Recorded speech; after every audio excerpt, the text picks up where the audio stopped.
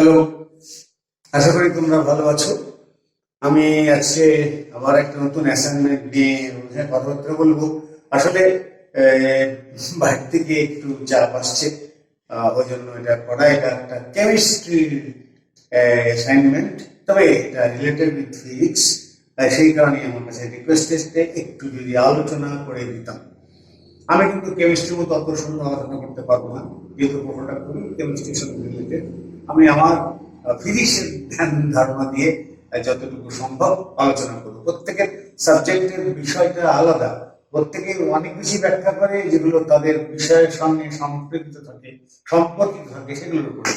এখানে হিসেবে যেরকম ভাবে সম্পর্কিত আমরা আলোচনা করি, কেমিস্ট্রির সঙ্গে যেরকম সম্পর্কিত সেরকম আমরা আলোচনা করি না। যাই হোক, যেগুলো সাধারণ জিনিস, কমন ব্যাপার স্যাপার আসবে, আমরা আলোচনা করে দেবো। তো এই অধ্যায়ে তাপগতিবিদ্যার অধ্যায় থেকে এটা দেওয়া হয়েছে। বেশ বড় সড়ো একটা অধ্যায়ের অনেক কিছু পড়তে বলা হয়েছে, অনেক কিছু। বয়েলের সূত্র, চার্লস সূত্র, গেলুসাকের সূত্র, বয়েল চার্লস সমন্বয় সূত্র, বয়েল চার্লস গেলুসাক অ্যাভোগাড্রো সূত্র, গ্যাসের সমীকরণ, ডাল্টন আংশিক চাপ সূত্র, আংশিক সূত্রের সাহায্যে গ্যাসের মিশ্রণ মোট নির্ণয়, গ্যাসের গতিতত্ত্বের শিক্ষার্থী গতিশক্তি ব্যাখ্যা করতে পারবে, আদর্শ গ্যাস বাস্তব গ্যাসের পার্থক্য বুঝতে পারবে, বাস্তব গ্যাস সমূহের আচরণ করার শর্ত ব্যাখ্যা করতে পারবে, অনেক কিছু। আর কি সংকেত, যেগুলো আমাদের পড়তে দিয়েছে। আচ্ছা, তাই এদিকে আসি, এদিকে থাক। এই যে সংকেত কি বলেছে, গ্যাসের আয়তনের সাথে তাপমাত্রা সম্পর্ক, গ্যাসের গতিতত্ত্বের স্বীকার্য সময় ব্যাখ্যা এবং গ্যাসের গতি শক্তি নির্ণয়, ডাল্টন আংশিক চাপ সূত্রের প্রয়োগ, আদর্শ গ্যাস, বাস্তব গ্যাসের ও মোলার গ্যাসের ধ্রুব ব্যাখ্যা। আচ্ছা, যেগুলো দেওয়া হয়েছে করতে, সেটা হচ্ছে ক, চার্লসের সূত্র থেকে পরম শূন্য শূন্য তাপমাত্রা এবং পরম তাপমাত্রা স্কেল ব্যাখ্যা করো। আচ্ছা, গ্যাসের গতিতত্ত্বে স্বীকার্য উল্লেখ এবং এসটিপি তে 1 অণু CO2 গ্যাসের গতিশক্তি হিসাব। স্থির তাপমাত্রায় 1 লিটার সিলিন্ডারে 1 চাপে 400 মিলিলিটার CO2, 750 মিলিমিটার পার চাপে 500 মিলিলিটার NO2 এবং 103.64 কিলো প্যাসকেল চাপে 600 মিলিলিটার CH4 গ্যাসের মিশ্রণ করা হলে প্রত্যেক গ্যাসের মোল ভগ্নাংশ নির্ণয় করো। আদর্শ গ্যাস ও বাস্তব গ্যাসের বৈশিষ্ট্য উল্লেখ এবং মোলার গ্যাস ধ্রুবকের মাত্রা নির্ণয় করো। এই হলো তোমাদের বিষয়বস্তুটা। ভালোই, খারাপ না, অনেক কিছুই আছে, অনেক কিছু আছে এর মধ্যে। আমি আগে বলে নিই, আমি চোখে খুব খারাপ দেখি, ভালো দেখি না। আর সেজন্য ওই যে এই কার্বন এর mole, carbon dioxide, CO2, carbon dioxide, NO2, তারপরে CH4, এদের যেগুলো করতে বলা হয়েছিল ওগুলো কিন্তু আমি খাতায় করে রেখেছি, কারণ এই ক্যালকুলেটর দেখে টিপতে আমি পারবো না, ভুল হয়ে যাবে। তোমরা মিলিয়ে নিও, ওকে? আচ্ছা, এই কটা আমি এখানে করে রেখেছি, হিসাব নিকাশগুলো। আংশিকটা করা হয়নি, মোল ভগ্নাংশ, হ্যাঁ মোল ভগ্নাংশ করা হয়েছে। ওকে, এখানে একটু করা আছে, এগুলো আমি তোমাদের ব্ল্যাকবোর্ডে লিখে দেবো, এটা তোমরা দেখে নিও। আচ্ছা, তার আগে মূল কথা হলো, তোমাদের এখানে লাস্টে দেখলাম প্রশ্ন আছে, এই সার্বজনীন গ্যাস ধ্রুবক আর এর মাত্রা লিখতে হবে। মাত্রা লিখতে গেলে তোমাকে কিন্তু আমি আবার বলছি, এই এসআই এককের মৌলিক রাশির মাত্রা কি কি আছে সেগুলো একটু জেনে নিতে হবে। আমি ডায়রি বোর্ডে লিখে রেখেছি। দৈর্ঘ্য ক্যাপিটাল এম, ভর ক্যাপিটাল এম, তড়িৎপ্রবাহ ক্যাপিটাল আই, তাপমাত্রা ক্যাপিটাল থিটা, পদার্থের পরিমাণ ক্যাপিটাল এম এবং দীপন মাত্রা জে। এই অক্ষর লেখার নিয়ম কি অক্ষর, সেটা সান্স সেরিফ সোজা বড় অক্ষর বা হরফে লিখতে হবে। বড় হাতের অক্ষরগুলি ক্যাপিটাল লেটারে লিখতে হবে। সোজা মিন্স রোমান, ইটালিক টিটালিক করা চলবে না। সেটা সান্স সেরিফ যে অক্ষরগুলো ও যে ফন্টে লেখা হয় সেই ফন্টে লিখতে হবে। Sans serif Roman capital letter, এটা একটু মাথায় রাখবে। আমার যা যা লাগবে আমি এখানে একটু লিখে রেখেছি। অ্যাভোগাড্রো নাম্বার, সেটা হচ্ছে 1 মোল গ্যাসের বা 1 মোল পদার্থের যতগুলো অণু থাকে বা পরমাণু থাকে বা আয়ন থাকে, তাহলে 6.022 into 10 to the power 23 at ATM মানে বায়ুমণ্ডলের চাপ, STP স্ট্যান্ডার্ড টেম্পারেচার হিসাবে 760 মিলিমিটার AG, আর চাপ তো সমান আমরা জানি H rho G। তাহলে এখানে আমার মিলিমিটার উচ্চতা দেওয়া আছে, পারদ দেওয়া আছে, এখানে পারদের ঘনত্ব লাগবে, উচ্চতা মিলিমিটার আছে, মিটার করে নিতে হবে, আর যেহেতু চাপ আমার জি লাগবে। পারফেক্ট হিসাব নিকাশ করতে গেলে আমি মোটামুটি কাছাকাছি মানগুলো বসিয়েছি। 760 মিলিমিটারকে 0.76 মিটার করে নিয়েছি, পাওয়ারের ঘনত্ব 13.596 into 10 to the power into 10 to the power 3 into 9.806। এটা গুণ করলে 101325 প্যাসকেল আসবে। এটা ঘনত্ব, এটা জি, এটা উচ্চতা। আর সার্বজনীন গ্যাস যৌগ আর সেটার মান হচ্ছে 8.314। তোমরা নিঃসন্দেহে জানো এপিভি কিন্তু 1 মোলের জন্য R2, অর্থাৎ PV = RT, তাহলে PV/T = R। তাহলে আমি যদি P0 V0/T0 = R এই মানটা বসিয়ে করতে পারি। STP তে নিঃসন্দেহে P এর মান জানোই, V এর মান হচ্ছে 22.4 লিটার বা 0.02224 মিটার কিউব আয়তন এটা হতে পারে। তাহলে এখানে বসিয়ে দিই, আর টি জানি 273 কেলভিন 0 ডিগ্রি সেন্টিগ্রেড তাপমাত্রায়। এবার মান বসালে যেটা আসে সেটা হচ্ছে 8314 জুলস পার কেলভিন পার মোল, পিভি জুলস পার কেলভিন। আর যেহেতু এখানে এন এর মান 1 লিখেছি, এখানে এন নিতাম, তাহলে এখানে এন নিতাম, পার মোল হয়ে যেত। পিভি এনআরটি যদি মোল দিয়ে কাজ করি, এখানে 1 মোল লিখেছিলাম আরটি, তাহলে আর = PV/NT।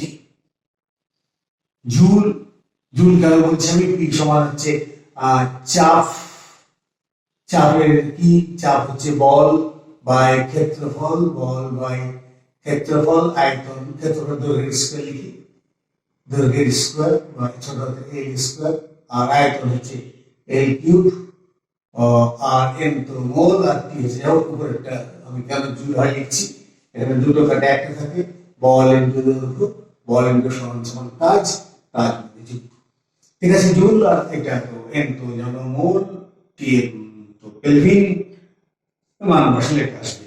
ওকে। আর এসটিপি বলতে কি বোঝায়? এসটি বলতে বোঝায় যে তাপমাত্রা 0 ডিগ্রি সেলসিয়াস বা 273 0 ডিগ্রি সেলসিয়াস বা 273 কেলভিন, আর চাপ হলো 1 অ্যাটমসফেরিক, মানে হচ্ছে 101325 পাস্কেল। এই হলো কথাবার্তা, এটা মনে রাখতে হবে। আর এটা আমরা পরে আসবো। এখান থেকে কিন্তু আমি ইচ্ছা করলেই কিন্তু এর মাত্রাটা বের করে ফেলতে পারি, করেই ফেলি না, কি বলবো? আশা করে আর এর মাত্রা কি? আর সমান 8.314 joule per KG per mole. 8.314 joule সমান হচ্ছে কত? Newton metre. ভেঙে নাও, newton metre per kelvin per mole. 8.314 newton KG metre per second square. লিখে ফেলি, KG metre per second square, metre per kelvin per মোল।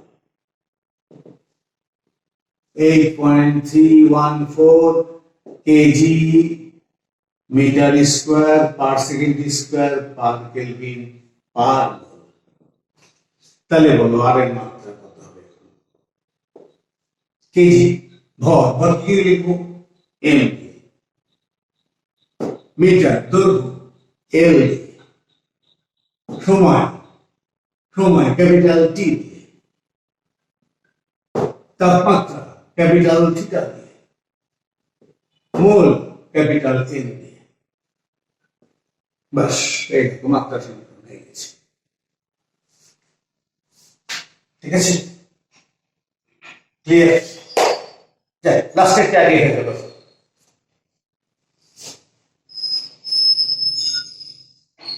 আচ্ছা আসো, আমরা বয়লের সূত্র মনে হয় জানি, এটা জানার পরের কথা। চার্লসের সূত্রে একটা সমস্যা আছে, বা চাপের সূত্রের সমস্যা আছে।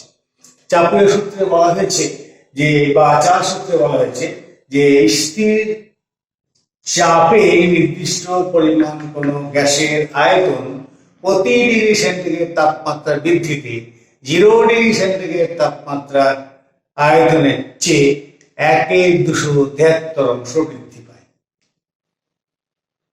গুরুত্বপূর্ণ কথা, 0 ডিগ্রি কথাটা কেন আসলো, এটি হলো চার্লসের মূল কথা।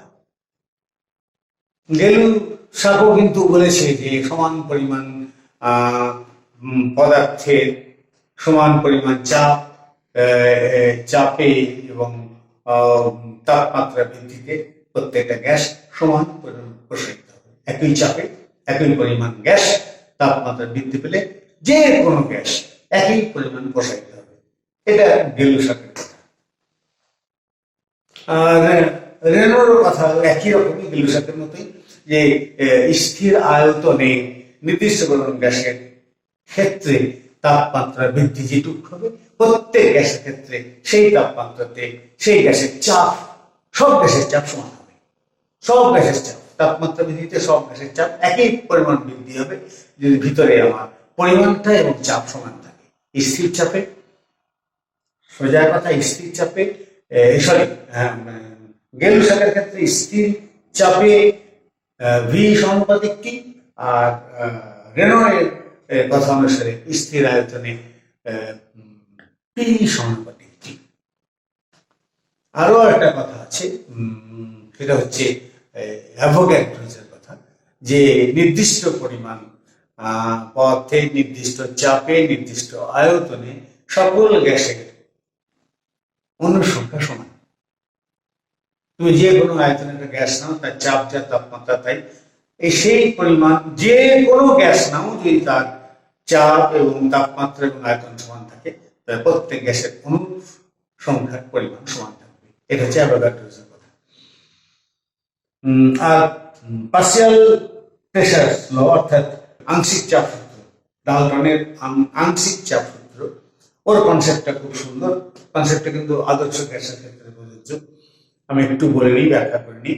আমি যে কোনো গ্যাস একটা সিলিন্ডারের মধ্যে বললাম, একাধিক গ্যাস, বহু রকম গ্যাস, শর্ত একটা, যে এর মধ্যে কোনো অবিক্রিয়া ঘটতে পারবে না। বিক্রিয়া ঘটবে না এরকম আমি বিভিন্ন পরিমাণ গ্যাস নিয়ে একটা সিলিন্ডারে বললাম।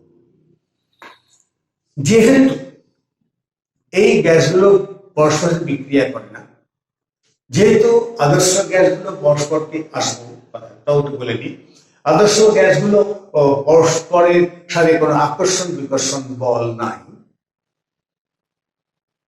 সেহেতু কি ঘটনা ঘটে, যে কোনো গ্যাস তুমি প্রথমে যাকে ঢোকাবো বা পরে যাকে ঢোকাবো তাতে কিছু আসে যায় না, কারণ গ্যাসের অণু কিন্তু চিনতে পারে না যে কে কেমন দেখতে, তাকে সবই বেশি সমান মনে হয়। খালি তাদের আণবিক ভর বেশি বলে ধাক্কাধাক্কি করার সময় একজনের বেগ বেড়ে যায়, একজনের বেগ কমে যায়, ফলে টোটাল টেম্পারেচার কোনো ভ্যারিয়েশন আসে না। কেননা এখানেও ভরবেগের সংরক্ষণ সূত্র কাজ করে, এখানেও শক্তি সংরক্ষণ সূত্র কাজ করে। ফলে হয় কি, প্রত্যেক গ্যাসই মনে করে যে আমি একাই আমার এতখানি আয়তন।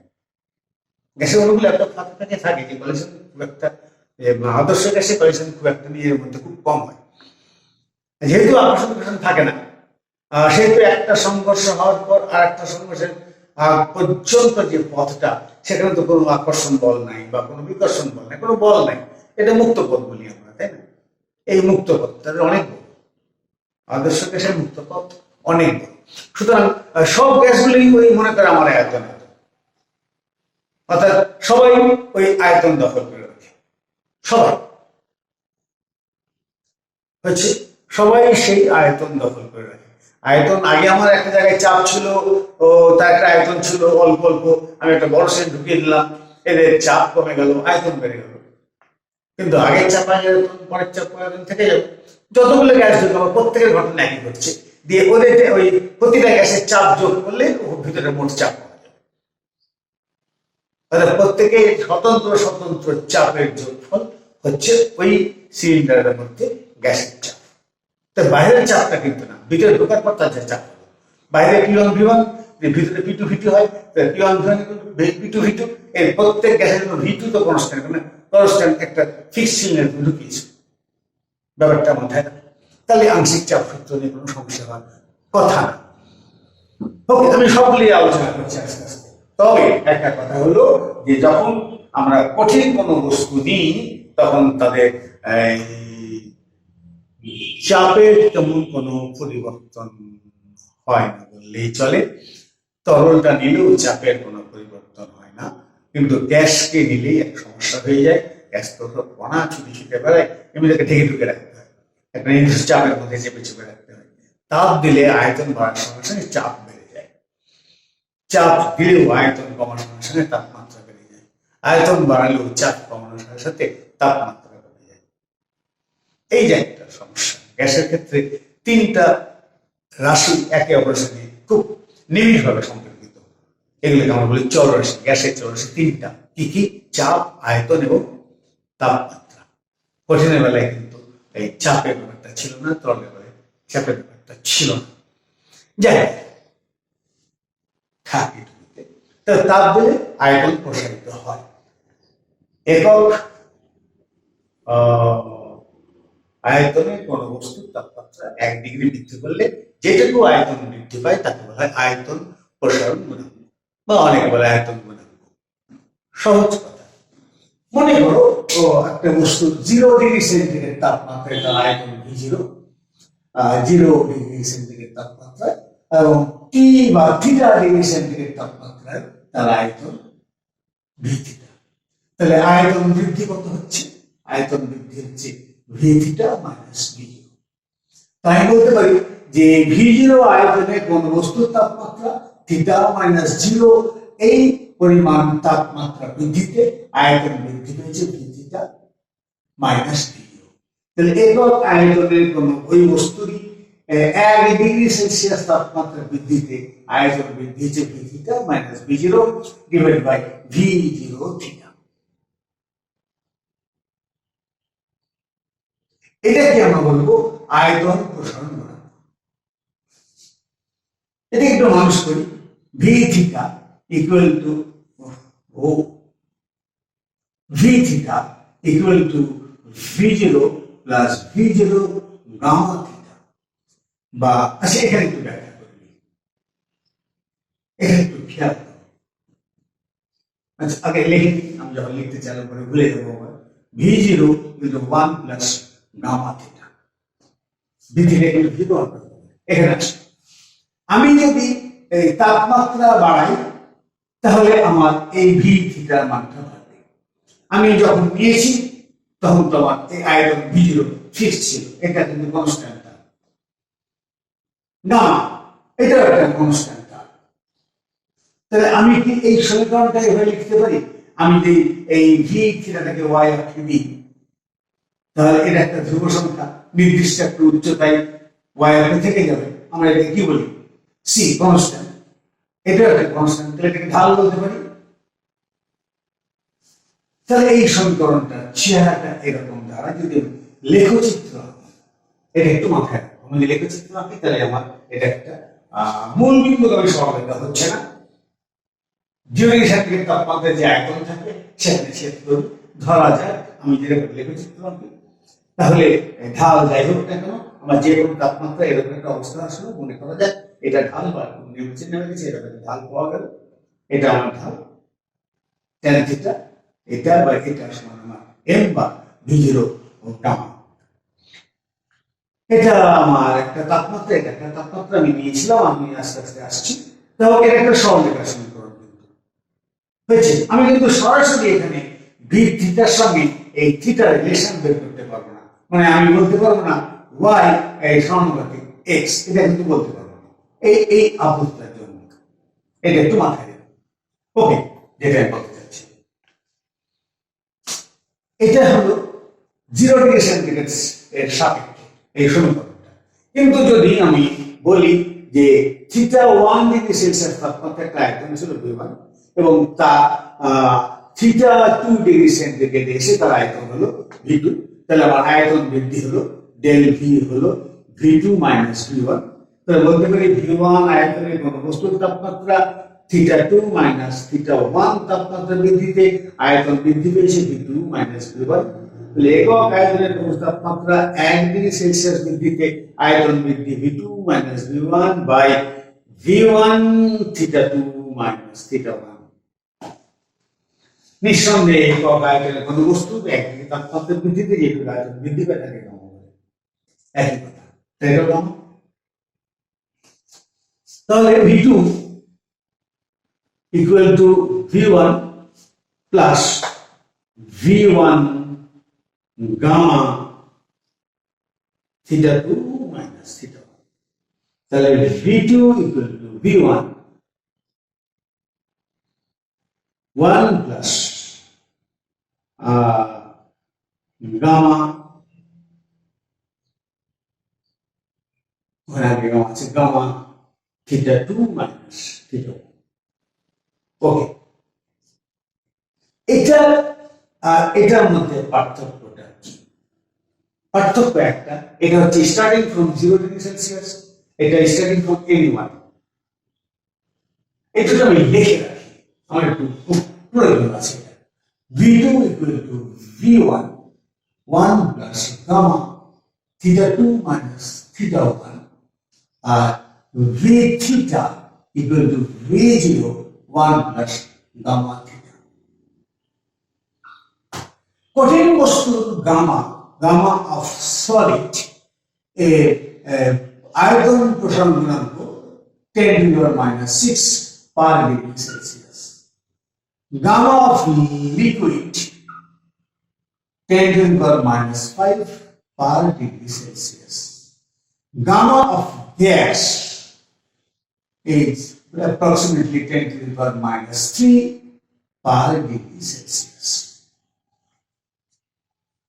একটু দেখার ব্যাপার আছে, 10⁻⁶, 10⁻⁵, তার মানে কঠিনের চেয়ে তরল 10 গুণ বেশি বৃদ্ধি পায়। 10⁻³ তার মানে সলিডের চেয়ে, কঠিনের চেয়ে গ্যাস 1000 গুণ বেশি বৃদ্ধি পায়। এটা খুবই গুরুত্বপূর্ণ কথা, মাথায় রাখো। এই দুটো পয়েন্ট খুব গুরুত্বপূর্ণ কথা, এই জায়গাটা এসে 1000 গুণ বেশি। আচ্ছা, এই সমীকরণটি কি ভ্যালিড? এটা তো আদর্শ হিসাব, কারণ 0 থেকে শুরু করা, স্টার্টিং পয়েন্ট থেকে শুরু করা হয়েছে। এটা কি ভ্যালিড? আমি এখন দেখতে চাই এটা ভ্যালিড কিনা। ভ্যালিড যদি হয় তাহলে আমি এই সমীকরণ থেকে এই সমীকরণ যেতে পারবো, বা এই সমীকরণ থেকে এই সমীকরণ আসতে পারবো, ঠিক আছে? আর যদি ভ্যালিড না হয় তাহলে সত্য নয়। আর যদি কোনো শর্ত সাপেক্ষে ভ্যালিড হয় তাহলে সেই শর্ত সাপেক্ষে সেটা সত্য। আসলে আমার একটু চিন্তা, এমন দুটো সমীকরণে লেখা আছে।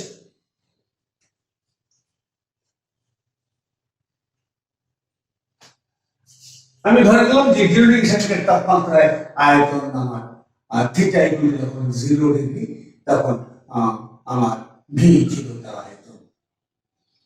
তাহলে আমি V1 সমান লিখতে পারি, V1 সমান V0 1 plus gamma θ1 and V2 equal to V0 1 plus gamma θ2। এটা θ1 তাপমাত্রা, এটা θ2 তাপমাত্রা। এই দুটো সমীকরণে বা আমাদের এই সমীকরণে বা এই সমীকরণে আমার V0টা নাই, তো ভাগ করে দিই। V2 by V1 equal to 1 plus gamma θ2 by 1 plus gamma θ1। এটুকু কোনো শর্ত সাপেক্ষে নয়। হ্যাঁ, আমি একটা কথা বলি, আমার গামার মান কিন্তু খুবই কম, একের চেয়ে অনেক কম। এই সমীকরণটাকে তাহলে এভাবে লেখা যায় না, দেখো 1 plus gamma θ2 into 1 plus gamma θ1 to the -1। যেহেতু এই রাশিটা একের চেয়ে অনেক ছোট, সেক্ষেত্রে এর উচ্চঘাত বর্জন করা যায়। যদি বর্জন করি তাহলে কি থাকে দেখো, v2 by v1 equal to 1 plus gamma theta 2 into পাওয়ারটা সব হয়ে যাবে 1 minus gamma theta 1। বাস উচ্চঘাত বর্জন করেছি। কি শর্তে? এটা খুব ক্ষুদ্র বলে উচ্চঘাত বর্জন করা যায়।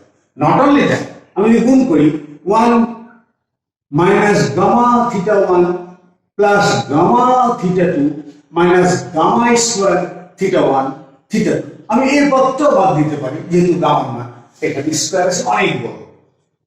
যদি উচ্চঘাতটা বর্জন করতে পারি তাহলে দেখো 1 প্লাস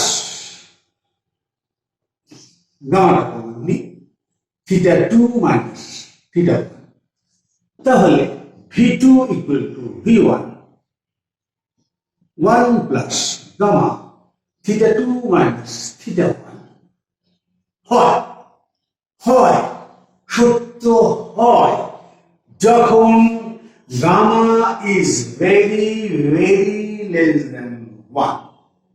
সত্য হয়। এখানে gamma of solid 10 to the minus 6, gamma of gas 10 to the minus 3।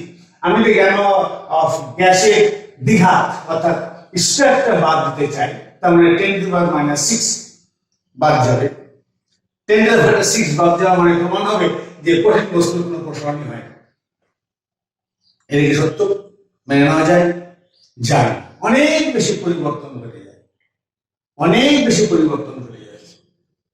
এই কারণে গ্যাসের ক্ষেত্রে এই সমীকরণ প্রযোজ্য না।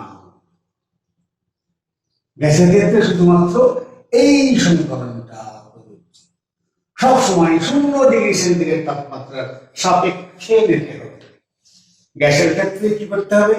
সবসময় 0 ডিগ্রি সেন্টিগ্রেড তাপমাত্রার সাপেক্ষে হিসাব নিকাশ করতে হবে।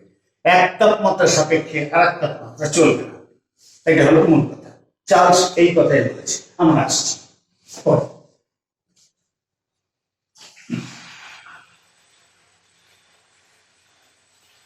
আচ্ছা, নেক্সট আসি। আমরা চাপে তো দেখলাম গ্যাসের ক্ষেত্রে 3টা চলক, এটা হচ্ছে আয়তন, চাপ, তাপমাত্রা। এই একটাকে পরিবর্তন করলে সঙ্গে সঙ্গে দুটোর পরিবর্তন হয়ে যায়। আমি যদি তাপমাত্রা বাড়াই আয়তন বাড়বে, চাপ বাড়বে। আমি যদি চাপ দিই তাহলে আয়তন কমবে, তাপমাত্রা বাড়বে। আমি যদি আয়তন বাড়াই চাপ কমবে, তাপমাত্রা কমবে। একটা চেঞ্জ করে টোটালি আর দুটো চেঞ্জ হয়ে যাবে। তো এরকম রিলেশন এটা হয়ে কঠিনতম ব্যাপার। সেই জন্য আমাদের 3টা সূত্র দরকার এবং 3টা সূত্র 3জন মহান ব্যক্তিত্ব প্রদান করেছেন। একজন তাপমাত্রা স্থির ধরে নিয়ে, একজন চাপ স্থির ধরে নিয়ে, একজন আয়তন স্থির ধরে নিয়ে। সোজা কথা, তাপমাত্রা স্থির রাখবো, আমি চাপ বাড়াবো, আয়তন বাড়াবো, কিন্তু তাপমাত্রা বাড়তে দেবো না। পরিষ্কার হয়েছে কথাটা? কি করব? এই কাজটা করলেন বয়েল। আমি আরেকটু পরে আসছি। বয়েল বললেন যে স্থির চাপ, স্থির তাপমাত্রায় নির্দিষ্ট পরিমাণ শতকরা খুবই গুরুত্বপূর্ণ। নির্দিষ্ট পরিমাণ মানে অণুর সংখ্যার কোনো পরিবর্তন ঘটবে না। অণুর সংখ্যার কোনো পরিবর্তন ঘটবে না। একবার জানিয়ে নেব, আমি যাই কাজ করি না কেন ভিতরে অণুর সংখ্যা আনচেঞ্জ থাকবে। পরিষ্কার হয়েছে? এটাই বলা হয় নির্দিষ্ট পরিমাণ। এই যে পদার্থের পরিমাণ হচ্ছে নির্দিষ্ট পরিমাণ। স্থির তাপমাত্রায় নির্দিষ্ট পরিমাণ কোন গ্যাসের আয়তন তার চাপের ব্যস্তানুপাতিক। আয়তন বাড়লে চাপ কমবে, আয়তন কমলে চাপ বাড়বে। স্থির তাপমাত্রা এবং তাপমাত্রা কি দিয়ে লিখবো এখন আপাতত জানি না, পরে আসবো। এখানে আমি কি লিখে ফেলেছি কিন্তু আমি এখন আপাতত আমি জানি না। তাহলে বলতে পারি যে ভি সমানুপাতিক 1/পি। আমি এখানে কথায় লিখি তাপমাত্রা স্থির। তার মানে খুব সিম্পল লেখা যায় যে পিভি ইকুয়াল একটা ধ্রুব সংখ্যা, এদের গুণফল একটা ধ্রুব সংখ্যা। একটা বাড়লে একটা কমবে, গুণফল সমান থাকবে। তুমি যদি 100টা টাকা তোমার কাছে থাকে, তুমি যদি ভাঙাতে চাও 100 টাকা সমান 2টা ইন্টু 50 টাকা হতে পারে নাকি? একই কথা। 4টা ইন্টু হবে না, 5টা ইন্টু 20 টাকা হতে পারে, 10টা ইন্টু 10 টাকা হতে পারে, 20টা ইন্টু 5 টাকা হতে পারে, 50টা ইন্টু 2 টাকা হতে পারে, 100টা ইন্টু 1 টাকা হতে পারে। এগুলো এই হলো ঘটনা। ঠিক আছে, এটা হচ্ছে বয়স্ক। এখন এই যে আমি তাপমাত্রা বাড়তে দেব না, এটার ঘটনাটাকে জানতে হবে। আমরা এই জন্য একটা সিস্টেম বলি, কতগুলো জিনিস নিয়ে বা কোনো একটা জায়গা নিয়ে, কোনো একটা গ্যাস নিয়ে, কোনো একটা স্থান নিয়ে, কতগুলো পার্টিকেল নিয়ে, যাই হোক না কেন, ও তারা তাদের নিজের মধ্যে করে ওই অঞ্চলটাকে আমরা বলি একটা সংস্থা। ওরা ওরা ব্যাপার স্যাপার ওদের। আর সংস্থার মধ্যে আবার 3 রকম সংস্থা আছে। এই সংস্থাকে জেনে নাও। একটা হলো মুক্ত সংস্থা। ধরো একটা স্টিলের গ্লাস, এতে পানি আছে ধর, বা গ্যাস আছে, যাই আছে না আছে, ধরলাম কিছু একটা গ্যাস আছে। এই গ্যাসগুলোর মুখটা খোলা থাকার কারণে এখানে বাইরে থেকে গ্যাস ঘুরে ঢুকতে পারে, এখান থেকে গ্যাস ইচ্ছে মতো বেরোতে পারে। বাইরে কোনো কোনো চাপ কমে গেলে এখান থেকে গ্যাস চলে যাবে দিকে। যদি এটার যদি কি বলে তাপমাত্রা কমিয়ে দেওয়া হয় বা যাই কিছু করা হয়, এর যদি চাপ কমে যায় বাইরে থেকে ঢুকবে। বা যদি তাপ কিছু না করায় সবসময় এটা কনস্ট্যান্ট রেটে যে পরিমাণ এখান থেকে বাড়বে সেই পরিমাণ ঢুকবে। তাহলে কণা আদান প্রদান হচ্ছে। আর এটা সুপরিবাহী আছে, মুখটা খোলা আছে, তাপও খুব সহজে আদান প্রদান করতে পারবে। এটা স্টেনলেস স্টিলের গ্লাস।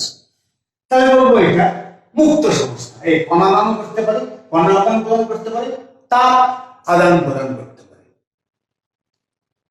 ঠিক আছে, এবার একটা স্টেনলেস স্টিল আবার গ্লাস নাও, কিন্তু এর মুখটা বন্ধ করে দাও। ভিতরে যা ছিল আছে মুখটা বন্ধ করে দিয়েছে। কি হলো? আমার অণুগুলো আর বাইরে থেকে ঢুকতে পারছে না, অণুগুলো ভেতর থেকে বাইরে যেতে পারছে না। তাহলে আমার কণা সঞ্চালন বন্ধ হয়ে গেছে, পার্টিকেল ট্রান্সফার বন্ধ হয়ে গেছে। কিন্তু যেহেতু স্টেনলেস স্টিলের গ্লাস, সেহেতু বাইরে থেকে তাপ ঢুকবে, ভিতর থেকে তাপ বাড়াবে, এর তাপমাত্রা বেশি থাকে, তাপ বেরিয়ে আসবে, বাইরের তাপমাত্রা বেশি থাকে, কম থাকে, ঢুকবে। এটা খালি মাত্র শক্তি ট্রান্সফার করতে পারবে। এখানে শক্তি এবং কণা উভয় ট্রান্সফার করতে পারছিল, এখানে শক্তি ট্রান্সফার করতে পারবে। আমরা বলবো এটা বদ্ধ সংস্থা। বদ্ধ সংস্থা কি করে? শক্তি আদান প্রদান করতে পারে, কিন্তু তাপ আদান প্রদান করতে পারে না। এবার তোমার বাইরে নিয়ে একটা ফ্লাক্স থেকে থাকে, কল্পনা করো একটা ফ্লাক্স তোমার বাসায় আছে, একটা ফ্লাক্স। এটা দুটো কাঁচের পরত দিয়ে তৈরি করা হয়, ভিতর থেকে বাতাস বের করে নেওয়া হয়, মুখটা ভালো করে কর্ড দিয়ে বন্ধ করে দেওয়া হয়। এটাকে আবার একটা ধাতব পদার্থ দিয়েও যে মুখটা ঢেকে দেওয়া হয়, মুখটা বন্ধ করে দেওয়া হয়। এখানে ভ্যাকুয়াম করা থাকে। ফলে হয় কি, এখানে যারা আছে তারা তো বাড়ানোর কোনো প্রশ্ন আসছেই না। নট অনলি দ্যাট, আমার তাপ বাড়ানোর কোনো সুযোগ নেই, শক্তিও বাড়াচ্ছে না, কণাও বাড়াচ্ছে না। এটাকে বলা হয় পরিবেশ থেকে তাকে বিচ্ছিন্ন করে দেওয়া হয়েছে। সে জানেই না বাইরে কি ঘটছে, বাইরের লোকও জানে না যে এর ভিতরে কি হচ্ছে না হচ্ছে। এটা সংস্থাকে বলা হয় বিচ্ছিন্ন সংস্থা। এটা বিচ্ছিন্ন সংস্থা, এটা মুক্ত সংস্থা, এটা বদ্ধ সংস্থা। হয়েছে? আমরা এখানে বদ্ধ সংস্থার কথা বলছি। বদ্ধ সংস্থা কেন বলছি? চাপ দিলে আয়তন তো কমবে, তাপমাত্রা বাড়বে না তা হতে পারে না। এটি মূল কথা। কারণ একটা চেঞ্জ করলে আরেকটা চেঞ্জ করতে হবে। কিন্তু বয়স বলছে আমার তাপমাত্রা বাড়বে না। ওর কথা হলো আমি এমন একটা সিলিন্ডার নেব যেটা অত্যন্ত সুপরিবাহী।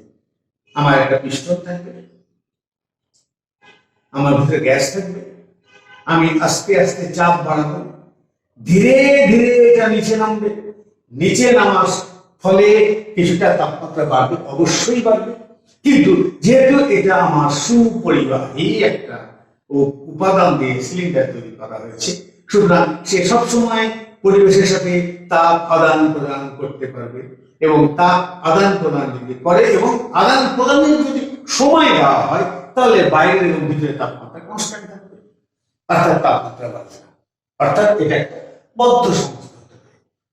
কিন্তু স্থির নির্দিষ্ট পরিমাণ তার মানে অণু বেরোতে দেওয়া যাবে না।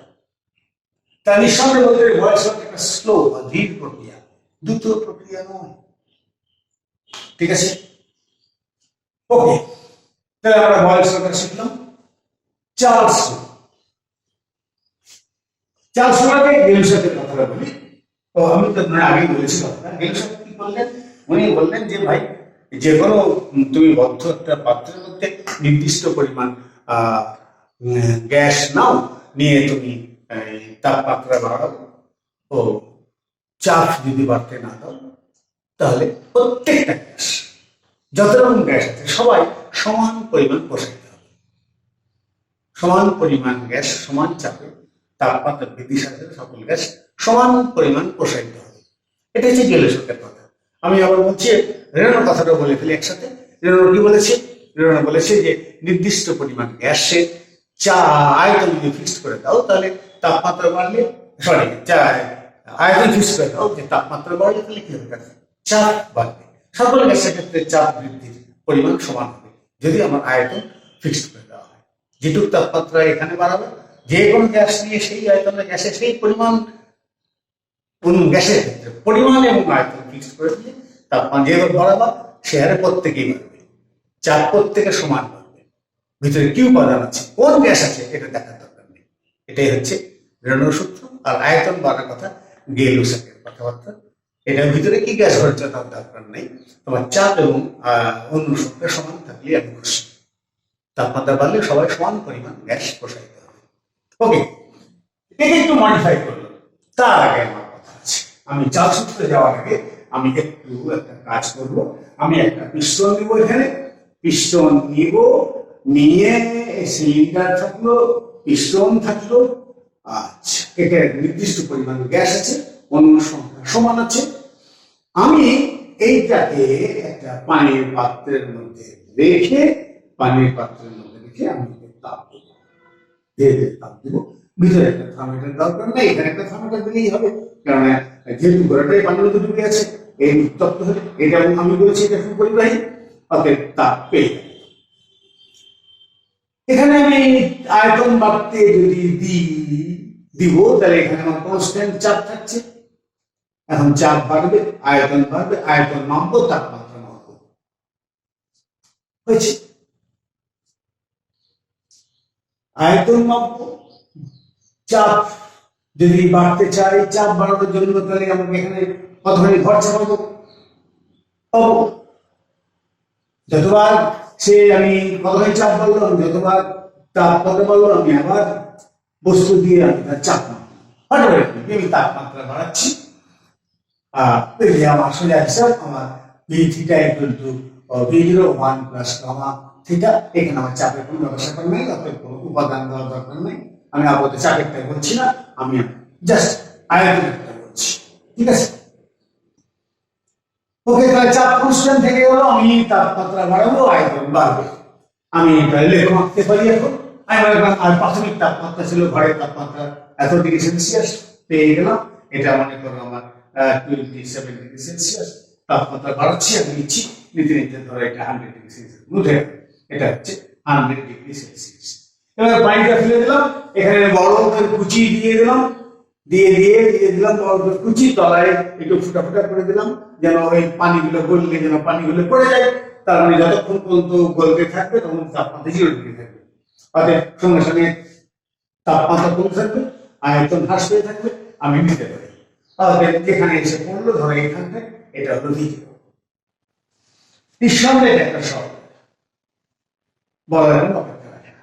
আমরা সমীকরণ একটু আগে দেখেছি, এখান থেকে যদি আমি ওয়াই ধরি, তাহলে কি লিখেছিলাম, V theta equal to v0 plus v0 gamma theta. এটাকে যদি আমি ওয়াই ধরি, আর এটাকে যদি আমি কি বলি এক্স ধরি, তাহলে এটা ধ্রুব সংখ্যা প্লাস এটা তো এম এক্স। তাহলে আমার সি হচ্ছে এটা, বা v0 হচ্ছে এটা। আমি এখন এই ধারণাটার দরকার ছিল না, আমি নেচার পেয়ে গেছি। নেচার পেয়ে গেলে গ্রাফে আর কোনো সঞ্চার পথ পেয়ে গেলে আর কোনো চিন্তার কোনো কারণ নেই।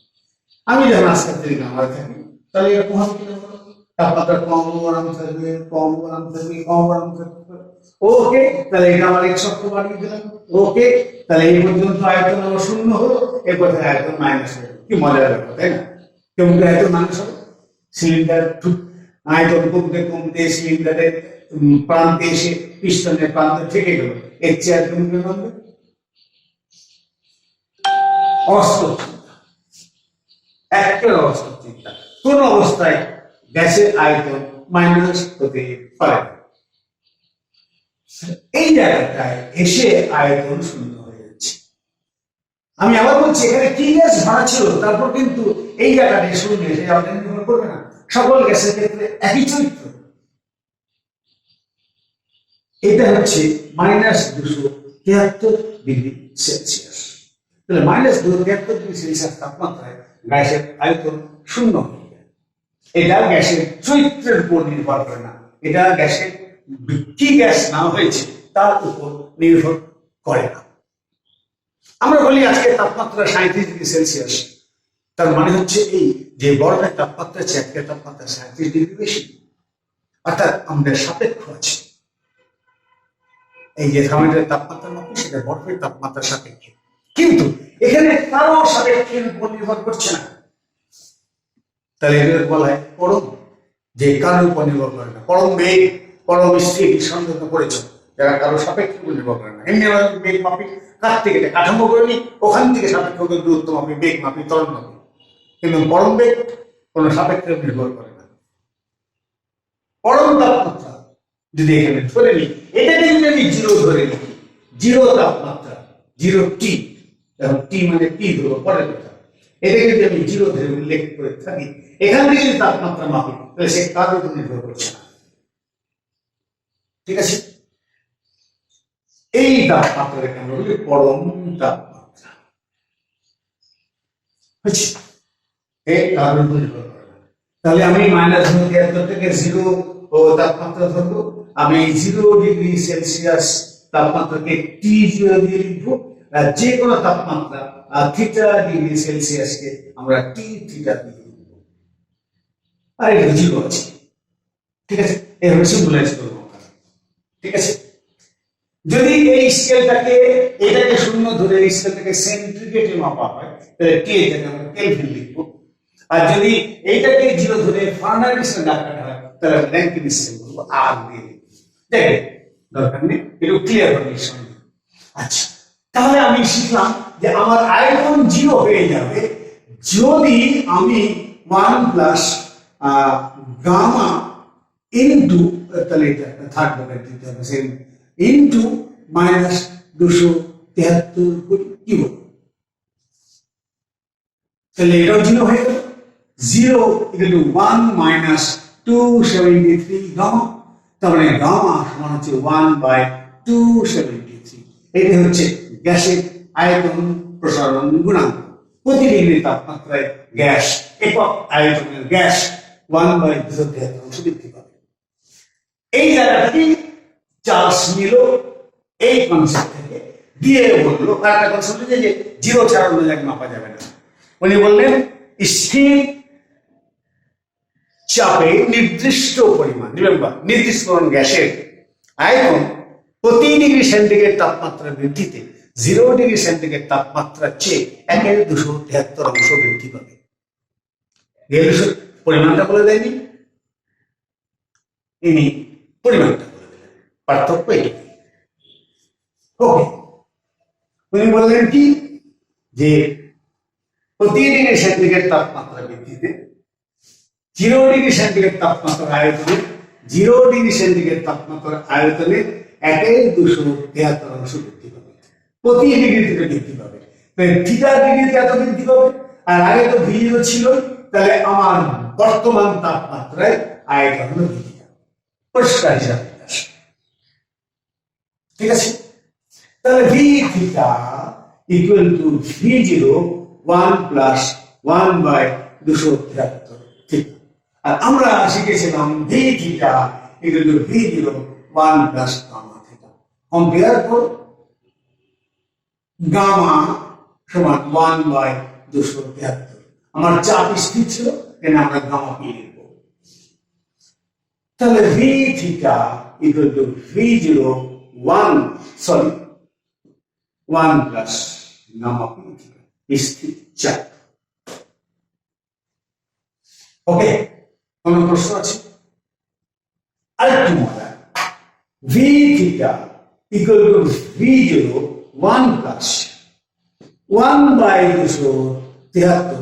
আমি যদি এখানে থিটার মানটা -273 বসাই, তাহলে ভি থিটা ইকুয়াল টু 0। এই জন্যই এটাকে পরম তাপমাত্রা বলে, চার্জ এভাবে বললে। ঠিক আছে, পরিষ্কার হয়েছে? তাহলে এই তাপমাত্রা হচ্ছে পরম তাপমাত্রা। ওকে, তাই আমি এটাকে একটু এভাবে লিখি, V theta equal to V zero 273 plus theta. তাহলে V theta by V zero equal to 273 plus theta মানে টি থিটা, আর 273 মানে হচ্ছে টি জিরো। পরম তাপমাত্রা কনভার্ট করে ফেলি, তাহলে আমি লিখতে পারি যে ভি সমানুপাতিক টি। এটাই হলো চার্জ। মজার ব্যাপার, তাপমাত্রাকে সরাসরি করতে পেরেছিলাম। আর আমি যখন এইটাই করতে যাচ্ছিলাম, তখন কিন্তু আমি কখনোই সরাসরি লিখতে পারতাম না V V theta in proportional to theta. এখানে কিন্তু লেখা যায় না, এখানে কিন্তু লেখা যায়। অতএব পরম তাপমাত্রায় বিবেচনায় নিলে আমি বলতে পারি তাপমাত্রা আয়তন তাপমাত্রার সমানুপাতিক সরাসরি। এই জন্যই গ্যাসের ক্ষেত্রে, যে কোনো পরিমাপের ক্ষেত্রে তাপমাত্রা স্কেলটা হচ্ছে পরম তাপমাত্রা। অতএব এখানে এটা যাবো না, এখানে আমরা টি। তাহলে এখান থেকে পেলাম ভি সমানুপাতিক টি, এখানে চাপ স্কেল গামা। এখন গেল সাত, তো গেল রেনো বা চাপীয় সূত্র, একই কথা। স্থির আয়তনে নির্দিষ্ট পরিমাণ কোন গ্যাসের চাপ প্রতি ডিগ্রি সেলসিয়াস বৃদ্ধিতে 0 ডিগ্রি সেন্টিগ্রেড তাপমাত্রার চাপের চেয়ে 1/273 বৃদ্ধি পাবে। সুতরাং ক্যাচালের মধ্যে যাবো না, এই ভি মিটিয়ে পি লিখে দেবো, অশান্তি শেষ হয়ে যাবে।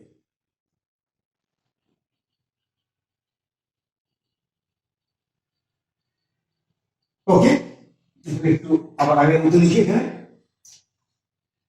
তাহলে P theta equal to P zero 1 plus gamma theta. এখানে কে স্থির, আয়তন স্থির ভি। তাহলে গামা ভি ইকুয়াল টু 1/273, আর এখানে পেলাম গামা পি সমান হচ্ছে 1/273। চার্লসের সূত্র গেল।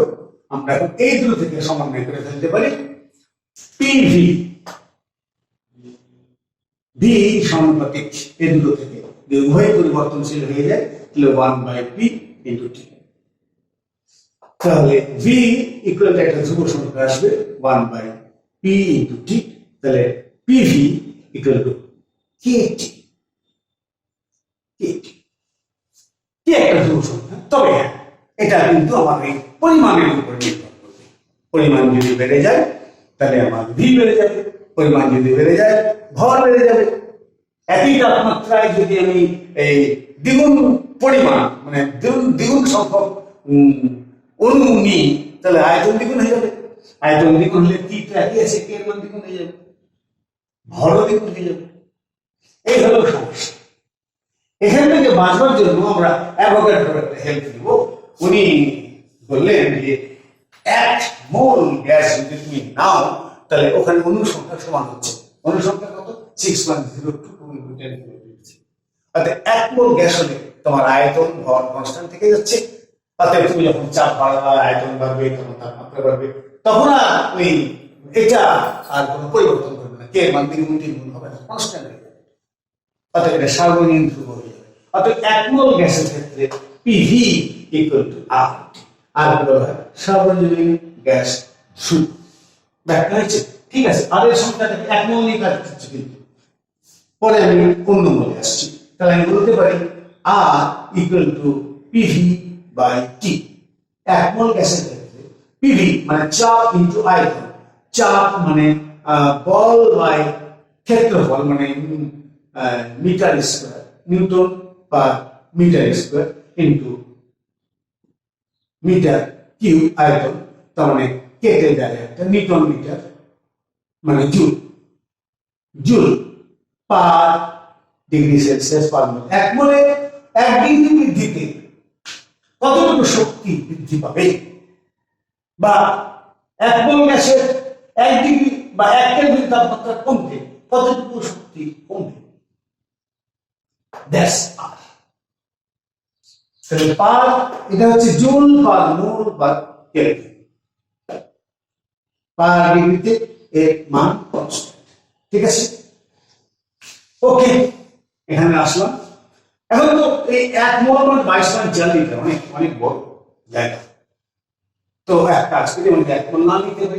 তো ঠিক আছে, আমি মনে করলাম m গ্রাম গ্যাস নিলাম। তাহলে m গ্রাম গ্যাসের আয়তন হচ্ছে v, এই v। তাহলে 1 গ্রাম গ্যাসের আয়তন কত হবে, v বাই m। তাহলে 1 মোল গ্যাসের আয়তন কত হবে, m বাই m v। তাহলে 1 মোল গ্যাসের আয়তন আমি 1 মোলে কনভার্ট করে নিলাম। তাহলে p m by mv equal to RT। তাহলে PV equal to m by m RT। m by m ভাগ করলাম, এখানে m গ্রাম আছে, এখানে 1 মোল আছে। তার মানে মোল দিয়ে যদি ভরকে ভাগ করি, তাহলে কত মোল গ্যাস আছে পাওয়া যাবে, এই মোল সংখ্যাকে আমরা m দিয়ে লিখি। তাহলে আমরা লিখতে পারি PV equal to m RT। 1 মোলের ক্ষেত্রে দ্যাট ইজ সেম। আর যদি তা মানি তাহলে আমার ভিন্ন হয়ে যাচ্ছে।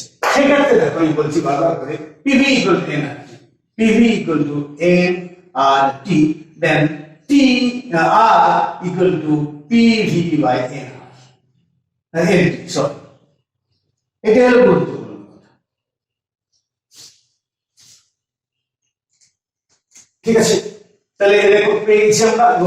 একটু বের করলাম মানে গত অংশে, সেটা হচ্ছে জুল পার কেলভিন পার মোল, বা আমরা কি পেলাম কেজি, আচ্ছা জুলের মানে newton metre, newton metre, kelvin mole per mole, newton সমান KG metre per second square, metre kelvin per mole. তাহলে KG metre square per second square per kelvin per mole. তাহলে আমার মাত্রা হচ্ছে কত, কেজি মানে ভর m, মিটার মানে m square, t to the -2, থিটা to the -1, n to the -1। এটা হচ্ছে আমার মাত্রা, r এর মাত্রা। আচ্ছা গেল, আর কি ছিল, একদম লাস্টের টার্গেট হয়ে গেল। ঠিক আছে, অসুবিধা নাই, আমরা রিলেশন পেয়ে গেছি, তাও তো পেয়েছি। আচ্ছা গেল, এটা গেল কোয়েলের প্রশ্ন। আচ্ছা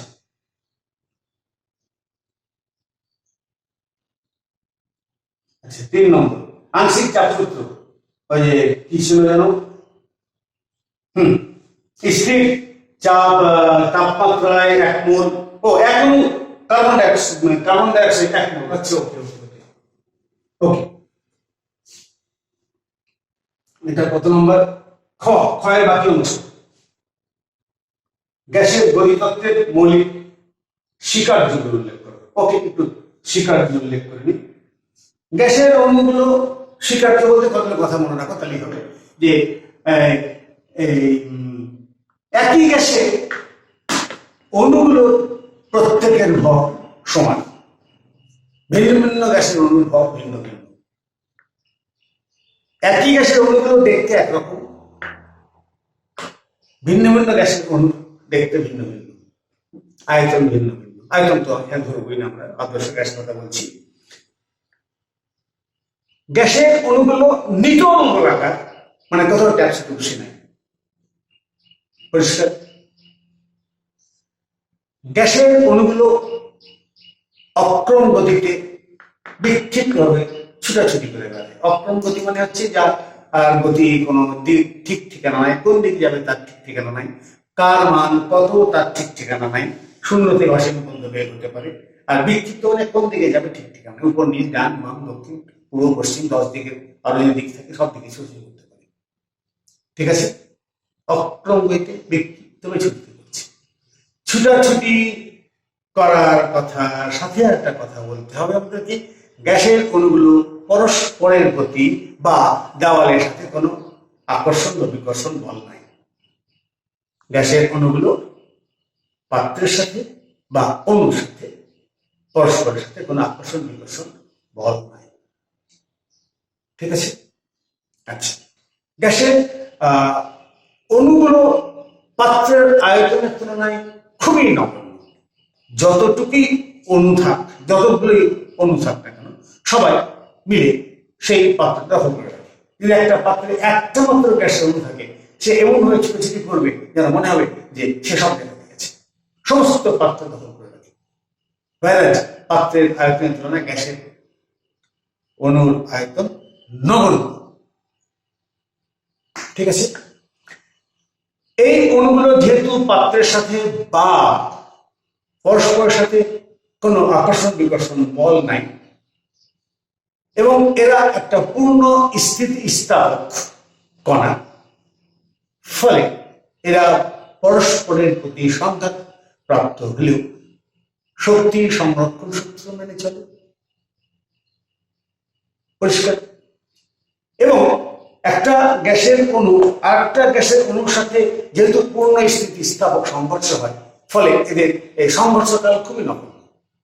পূর্ণ যত বেশি পূর্ণ স্থিতিস্থাপক সংঘর্ষ, যত বেশি স্থিতিস্থাপক, তত স্পর্শকাল কম।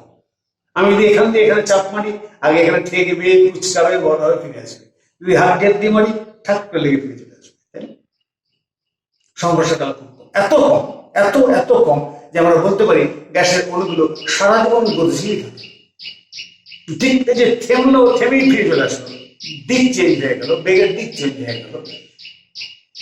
কিন্তু যেহেতু একই গ্যাস নিলে ভরবেগ প্রত্যেকের সমান, অতএব এর খালি ভরবেগটা বিনিময় হয়ে যায়, বেগও বাড়ে না। বেগ বাড়ে না বলে ভরবেগ বাড়ে না, ভরবেগ না বাড়লে বল বাড়ে না, আর বল না বাড়লে ভরবেগ না বাড়লে বল বাড়ে তো নাই। ভরবেগ এমভি, তাহলে হাফ এমভি স্কয়ারও বাড়ছে না, শক্তিও বাড়ে না, কিচ্ছু হয় না।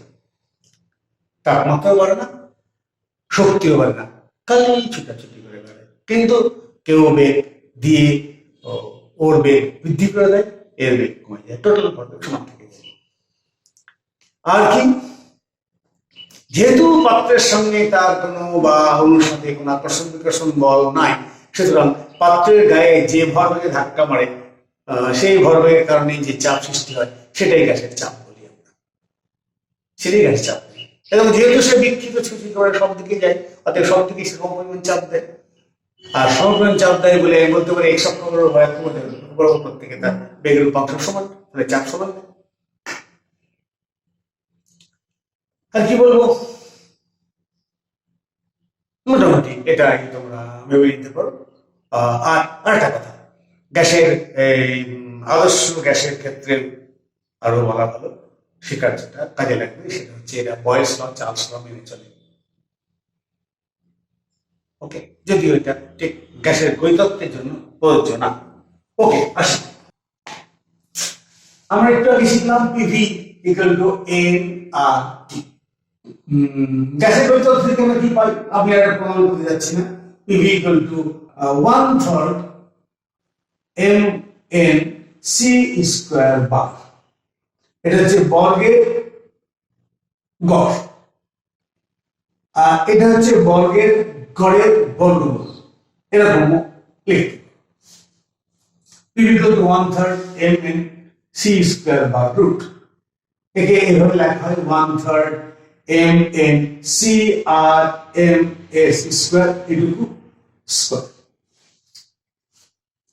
এই হচ্ছে কতগুলো আমি পাত্রের মধ্যে অণু নিয়েছিলাম, অণুর সংখ্যা n, অণুর সংখ্যা n, নট মোল সংখ্যা, অণুর সংখ্যা। এই হলো প্রতিটা অণুর ভর। আমি একই গ্যাস নিয়েছি, তাদের প্রত্যেকের ভর সমান, এই বিবেচনায় নেওয়া হয়েছে।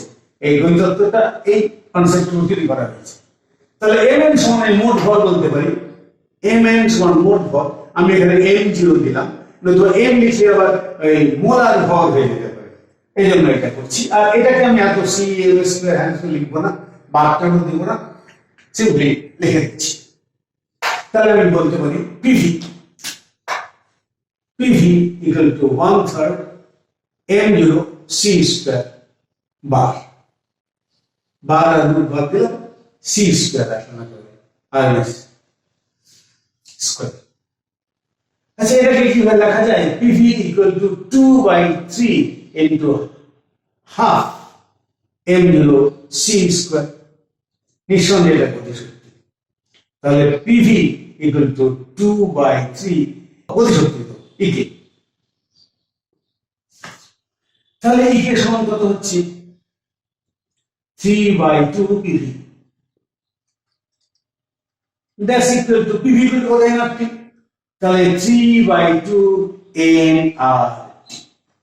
ওকে, ইকে ইকুয়াল টু 3/2 nRT। আচ্ছা, এক মোল গ্যাসের ক্ষেত্রে আরেকটু চিন্তা করুন, ইকে যদি এক মোল হয় তাহলে 3/2 RT। লক্ষ্য করো, আমি এখানে কি গ্যাস নিয়েছি তার কোনো বৈশিষ্ট্য এখানে বিদ্যমান নাই। সুতরাং আমি যে কোনো গ্যাস নিলে আমার ইকে এর মানের কোনো পরিবর্তন ঘটবে না। এটা হচ্ছে এক মোলের জন্য। একটা অণুর জন্য শক্তি কত হবে?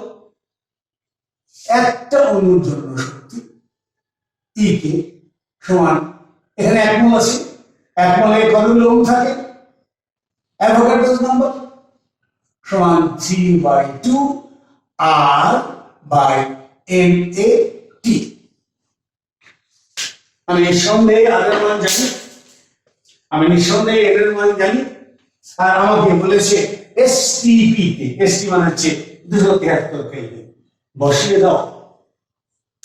তাহলে একটা অণুর শক্তি 3/2, আর হলো 8.314, n হলো 6.022 into 10 to the power 23, R t হলো 273। এটা করে রেখেছি বললাম, হিসাব নিকাশ করলে কত হবে? 5.6535 5.6535 into 10 to the power minus 21 joule। ওকে, এখানে আমাকে কার্বন ডাই অক্সাইড না বলে যদি আমাকে বলতো যে NO2 বা CH4 যাই বলতো না কেন, প্রত্যেকের জন্য এই একই মান হতো। ক্লিয়ার? তবে আমি এখানে একটু আপত্তি আছে, আমি তোমাদের একটু কঠিন হয়ে যাবে বলে ভয়ে বলছি না। সেটা হচ্ছে 3 হয় কার? এটা হচ্ছে ফ্রিডম। 3টা হচ্ছে ফ্রিডম। সে কয় মাত্রা হতে পারে? একটা অণু সে দৈর্ঘ্য প্রস্থ উচ্চতা XY যে 3 অক্ষর হতে পারে। কিন্তু যখন কোনো এক পরমাণুস্থ অণু ক্ষেত্রে বললাম 3 পরমাণু বা তার অধিক পরিমাণ পরমাণুর জন্য ফ্রিডম হচ্ছে 6। তাহলে এটা তো 3 পরমাণু বিশিষ্ট অণু, অর্থাৎ এখানে তোমার 6 লেখা উচিত ছিল, কিন্তু তোমার এই সিস্টেমটা নাই বলে আমি লিখলাম না। বাট রিমেম্বার ইট ইজ 6 লিখলে এখানে আমার 2 গুণ বেড়ে যাবে।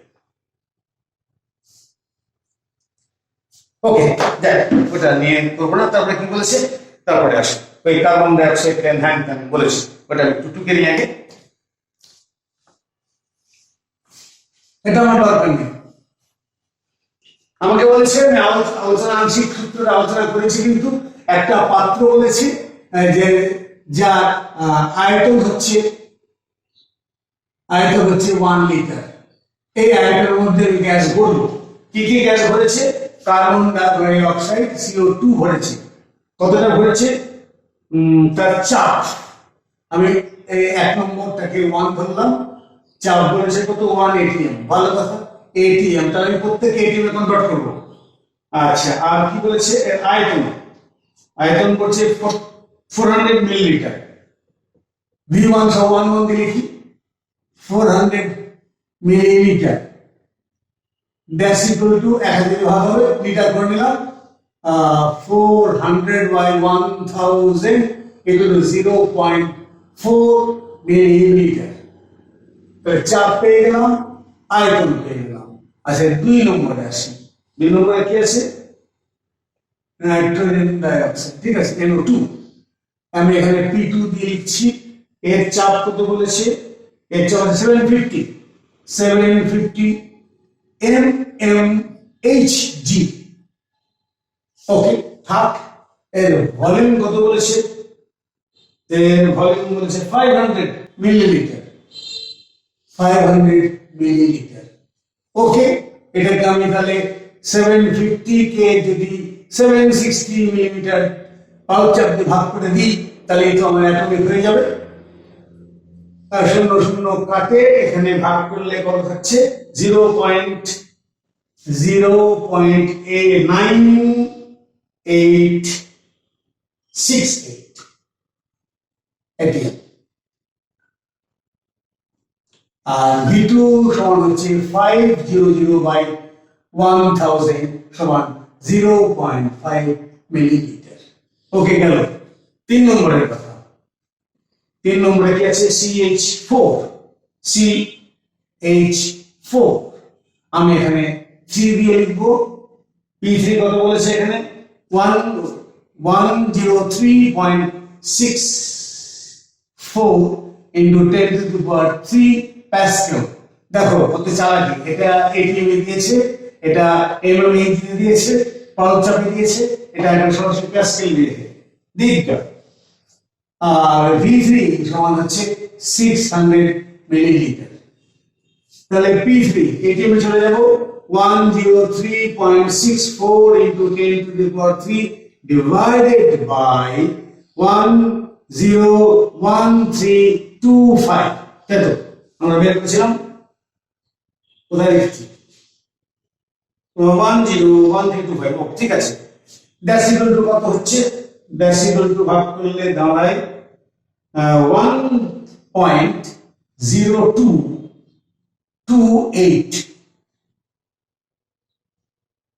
এটিএম। আচ্ছা, V3 সমান 600 by 1000 সমান 0.6 লিটার, সরি মিলিয়ন লিটার।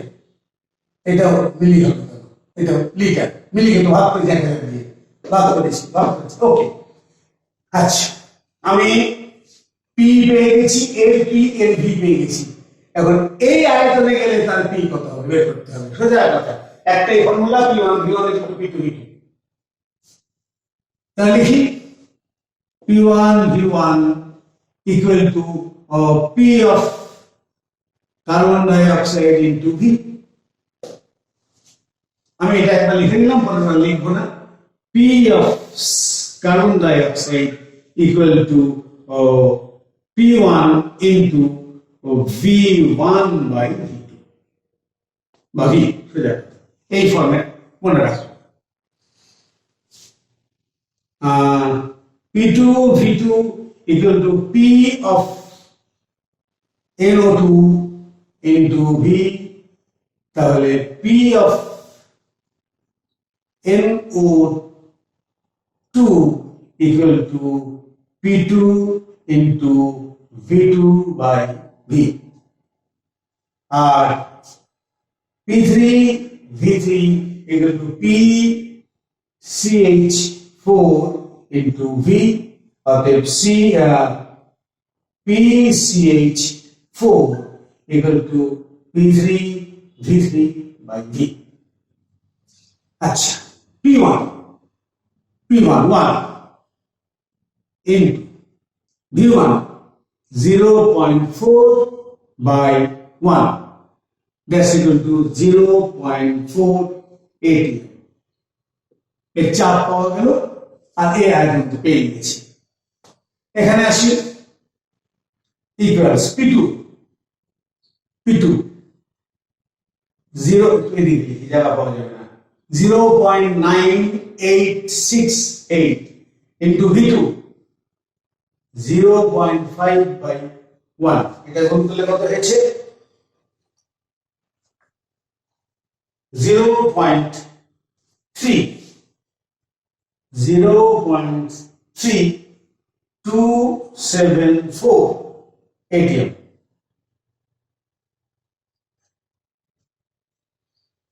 আচ্ছা, PCH4 P3 1.0228 into V3 0.6/1, তাহলে এটা সমান কত হয়েছে, এটা সমান হয়েছে 0.613780। ফাইন, আমি এর আয়তন পেয়ে গেছি প্রত্যেকের, এটা প্রত্যেকের চাপ পেয়ে গেছি।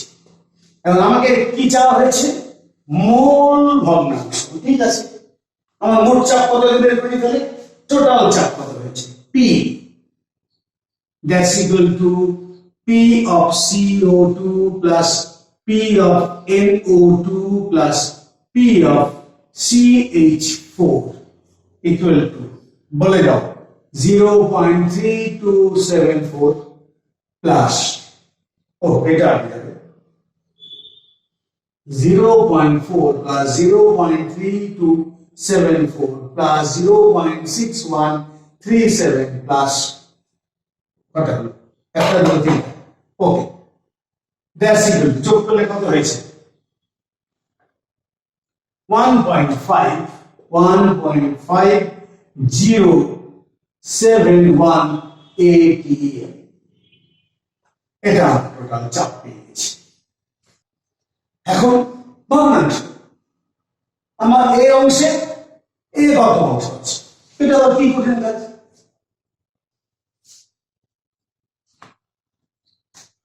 তাহলে কার্বন ডাই অক্সাইডের মোল ভগ্নাংশ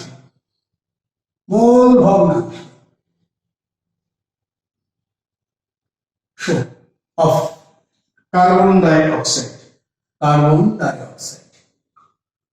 কত হচ্ছে, কার্বন ডাই অক্সাইডের চাপ কত 0.4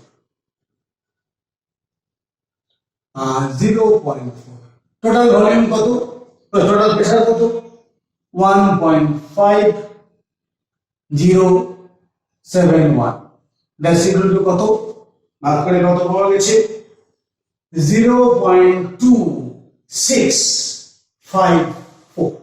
এটা একক নাই, এটা দুটোই চাপ।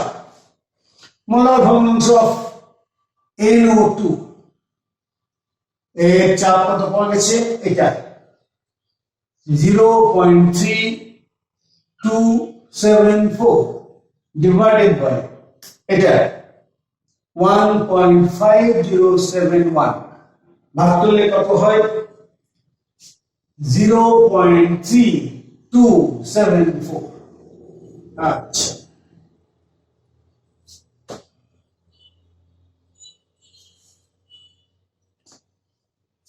আর কি থাকলো,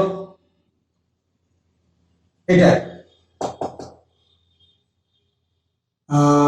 CH4 কত আছে 0.6137 by 1.5071, এটা সমান কত হচ্ছে 0.4071। এর তো ভগ্নাংশ, মোট ভগ্নাংশ তো যোগ করলে 1 হওয়ার কথা, যোগ যদি হয় 1 তাহলে আমি বলবো ঠিক হয়েছে। যোগ করো, 4 4 8 থেকে 9, 7 7 14 5 19 9 হাত থাকলে 1, 2 আগে 3, 6 3 9, 4 3 7, 7 2 9 বাই হয়ে গেছে। That's nearly equal to 1, no problem, হয়ে গেছে। Thank you. আর কিছু আছে কি, ও আচ্ছা আচ্ছা, আদর্শ গ্যাস আর বাস্তব গ্যাস।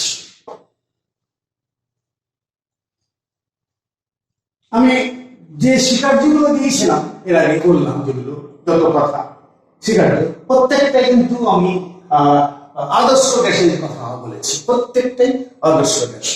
তার সঙ্গে অ্যাড করি আমরা যে আদর্শ গ্যাস কিন্তু পয়লা সূত্র, চাল সূত্র মেনে চলে, বা আদর্শ gas PV equal two nRT, PV equal two nRT, এটা মেনে চলে। আর আদর্শ গ্যাস বলে কোনো গ্যাস পাওয়া খুব মুশকিল। অত্যন্ত উচ্চ তাপমাত্রায় নিম্ন চাপে গ্যাসগুলো যদি এত দূরে থাকে যে আন্তর্জাতিক আকর্ষণের মধ্যে না পড়ে, তাহলে এবং একমাত্র তাহলে আদর্শ গ্যাসের নিয়ে আচরণ করতে পারে। বাস্তবে কিন্তু খুব কম পাওয়া যায়। আচ্ছা, এবার আসি বাস্তব গ্যাস। গ্যাসের অণু যতই ক্ষুদ্র হোক না কেন, যখন নিম্ন তাপমাত্রায় এবং উচ্চ চাপে গ্যাস আসে, তখন আমার আয়তন যায় কমে, গ্যাসগুলো খুব ঘনবসতি হয়ে যায়। ঘনবসতি হয়ে গেলে তাদের যে অণুর একটা যে আয়তনই থাক না কেন, একটা আয়তন তো আছে, ফলে পাত্রের আয়তনের ফাঁকা জায়গাটা নিঃসন্দেহে অণুর আয়তনটুকু বাদ দেওয়া ছাড়া কোনো উপায় থাকে না।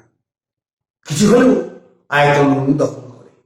যদি এন মোল অফ গ্যাস থেকে থাকে, তাহলে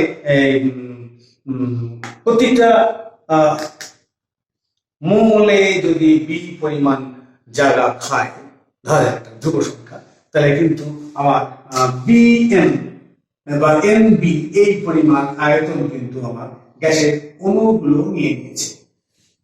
প্রতি মোলে আমার বি পরিমাণ আয়তন নিয়েছে। এক মোলে বাই কতগুলো আছে? 6.02 × 10⁻23 আছে। তাহলে আমার যে আয়তনে ছোটাছুটি করছিল তার থেকে আমার এই আয়তন এতটুকু কমে গেছে।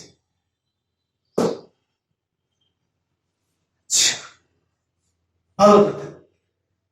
অণুগুলো যখন কাছাকাছি চলে আসে, তখন অণুদের মধ্যে একটা আন্তঃআণবিক আকর্ষণ বল চলে যায়, তাই না? এখানে এন সংখ্যক অণু ধরেছি, আমি মোল বললাম, ভুল বললাম, এন সংখ্যক অণু ধরেছি। এখন যদি ভি আয়তনে এন সংখ্যক আমি মোল থেকে থাকে, তাহলে একক আয়তনে আমি মোল সংখ্যা হচ্ছে N by V, N by V. Okay, প্রতি একক আয়তনে এতগুলো অণু আছে। অণুর সংখ্যা যত বাড়বে আকর্ষণ বল তত বাড়বে। তা যেটুকু আমাদের পাওয়ার কথা ছিল তার চেয়ে আমরা কম পাবো। পাত্রে যে বলে ধাক্কা দিত, যেহেতু আকর্ষণ করে ভিতর দিকে টেনে নিচ্ছে, অণুগুলো পরস্পরকে কাছে টেনে নিচ্ছে, ফলে এখানে আমরা বল কম পাবো। তাহলে বলতে পারি আমি মোল বললাম, ও সংখ্যা যত বেশি বাড়বে এইটাতে প্রতি একক আয়তনে, তত আমার চাপ হ্রাস, এন ভি সমানুপাতিক এন ভি। আবার আয়তন যত কমবে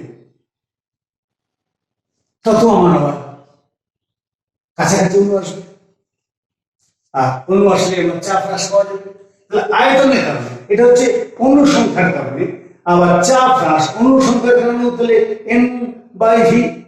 অর্থাৎ চাপ হ্রাস সমানুপাতিক N V into N V, N by V equal to N square V. তাহলে অরিজিনাল চাপ কত হওয়া ছিল? আমরা তো চাপ পাই পি, তার সঙ্গে আমাকে এটুকু করবে। আচ্ছা ঠিক আছে, এটা হতো সমানুপাতিক চিহ্ন আছে, এখানে একটা ধ্রুব সংখ্যা লাগবে, বসিয়ে দাও। তাহলে চাপ হ্রাস সমান, এখানে বি দেওয়া হচ্ছে এডি, A N square by V square.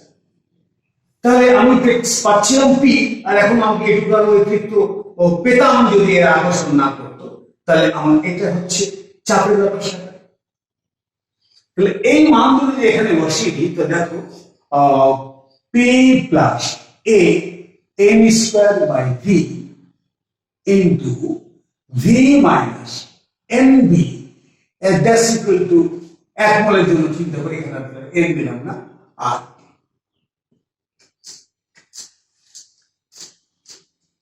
এটি হলো আমাদের ভ্যান ইকুয়েশন। আর কিছু লাইনে নেই, রাখি। থ্যাংক ইউ, নমস্কার। ও আমি মোল বলবো, এখান থেকে এন আসবে।